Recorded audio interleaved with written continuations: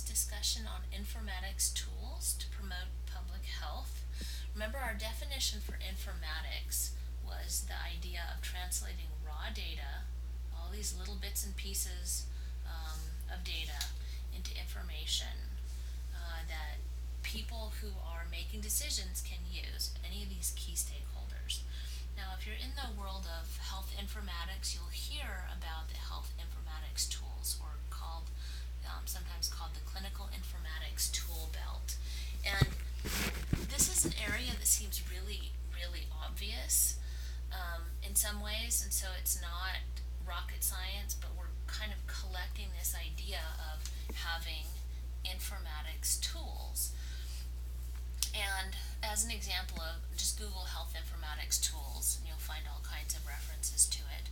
There are things like policies, procedures, any kind of document that would help you in running a clinic, the protocols, standard orders, order sets. And so maybe you have somebody come into the hospital with chest pain, and a standard order set would say that they need to have this medication given and placed on all different kinds of just the whole entire set of things that goes around that. Even things like collections of order sets. So this whole idea of health informatics tools often applies more to the individual patient and how we take care of that patient encounter.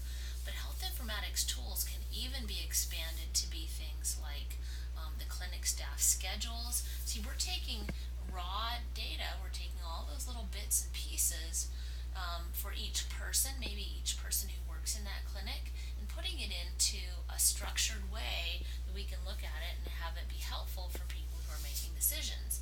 So rather than just knowing each person's individual schedule, putting that onto a general schedule, then you know all of them, all of everybody's schedule.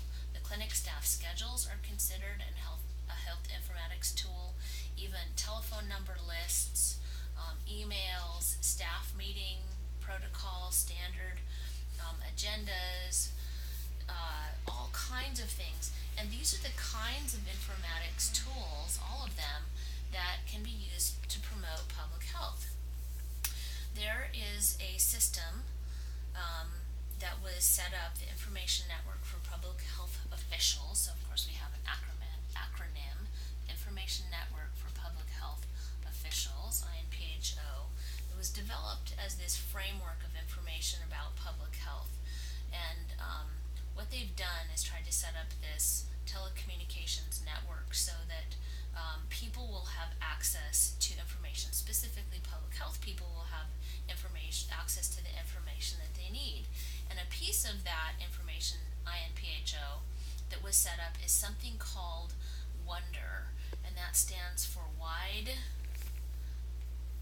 Ranging Online Data for Epidemiologic Research. And so WONDER is this software program that provides access to the data in all the CDC public health databases. And so you can look up things like morbidity and mortality weekly reports, the articles, the prevention guidelines that are published by the CDC.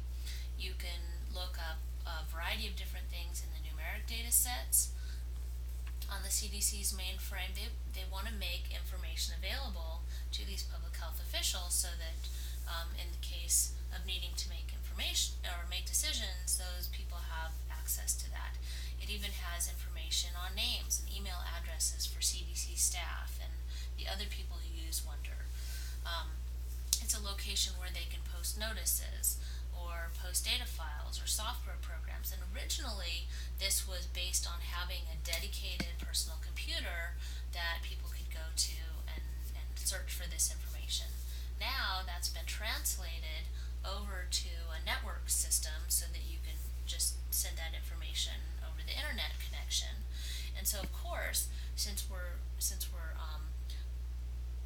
switching over to that kind of system, that comes with all of these other kinds of issues that we have in terms of privacy, the legal issues that have to do with protecting privacy of information for patients also apply to a lot of the information that we're sharing with public health officials. So consider to be informatics tools. A lot of them seem really obvious. They're the kinds of things that we used to do on a typewriter and post on a little cork board next to the old-fashioned telephone, and now we call them informatics tools, and we can use all of that information to help us make those better decisions. So thank you for joining me for Informatics Tools.